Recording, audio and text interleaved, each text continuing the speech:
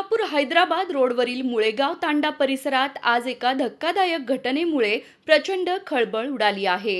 येथील सोन्या मारुती पेट्रोल पंपासमोर असलेल्या एका विहिरीमध्ये अंदाजे 35 ते 40 वर्षे वयाच्या एका अज्ञात पुरुषाचा मृतदेह आढळून आला आहे। मिळालेल्या माहितीनुसार विहिरीमध्ये एक मृतदेह तरंगत असल्याचे काही स्थानिक नागरिकांच्या निदर्शनास आले।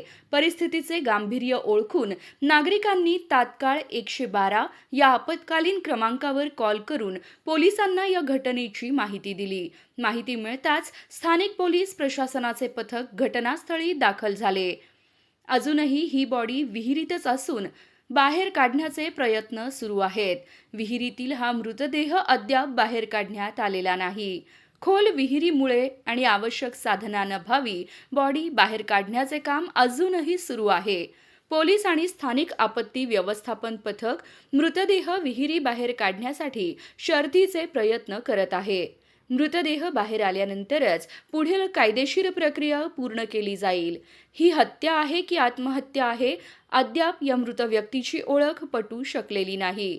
विहिरीत आढळलेल्या या इसमाचा मृत्यू घातपाताने झाला आहे की ही आत्महत्या आहे, या दृष्टीने पोलिसांनी प्राथमिक तपास सुरू केला आहे।